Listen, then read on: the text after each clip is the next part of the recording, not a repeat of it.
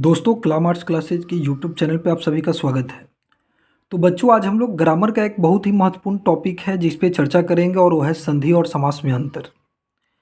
आप देखे होंगे अक्सर तौर पे एग्जाम में संधि और समास में अंतर पूछता है। तो देखिए एक तरफ संधि है एक तरफ समास है। संधि में कहता है कि इसमें दो वर्णों का योग होता है। जैसे संधि में दो वर्ण मिल करके एक नया वर्ण बनेगा। जैसे अ जोड़ अ, ये दो वर्ण है और दोनों वर्ण मिल करके एक नया वर्ण बन जाएगा। तो संधि में दो वर्णों का योग या मेल होता है। समास में दो पदों का योग होता है। जैसे राजा का पुत्र, एक पद है राजा और एक पद है पुत्र। एक पद राजा और एक पद पुत्र। तो समास में दो पदों का मेल होता है या दो शब्दों का मेल होता है। दूसरा कि संधि को विभाजित करने को विच्छेद कहते हैं। अगर संधि को अलग कीजिएगा तो विच्छेद कहलाता है और समास को विभाजित करना, समास को अलग करना विग्रह कहलाता है।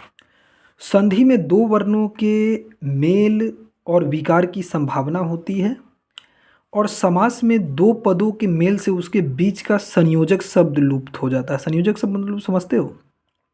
और का की से, जैसे देशभक्त, तो देश के लिए भक्ति, देशभक्ति तक के लिए गायब हो जाएगा, सोझे देशभक्त हो जाएगा। मतलब संयोजक चीज सब गायब हो जाए। जैसे राजा का पुत्र, तक का गायब हो जाएगा, सोझे राजपुत्र होगा।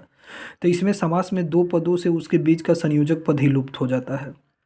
आगे देखो कि संधि केवल हिंदी के तत्सम पदों में होती है। मतलब संधि केवल हिंदी के संस्कृत सब तत्सम शब्दों का होता है। जैसे पावक का, नयन का, विद्यालय का, ये सब का संधि होगा। कभी आप उर्दू में देखे हैं तालीम का, जन्नत सबका, ये सब का संधि नहीं होगा।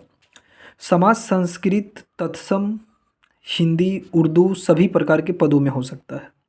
संधि तीन प्रकार की होती है, स्वर संधि, व्यंजन संधि, विसर्ग संधि, और समास छह प्रकार के होते हैं। तो ये रहा संधि और समास में अंतर। अब बताइएगा ये वीडियो आपको कैसे लगा कमेंट बॉक्स में, है ना। अगर एग्ज़ाम में अंतर लिखने के लिए पूछते तो आप देख लीजिए, आप स्क्रीनशॉट ले सकते हैं इसका। आप ये अंतर संधि और समास में बता सकते हैं। जी धन्यवाद।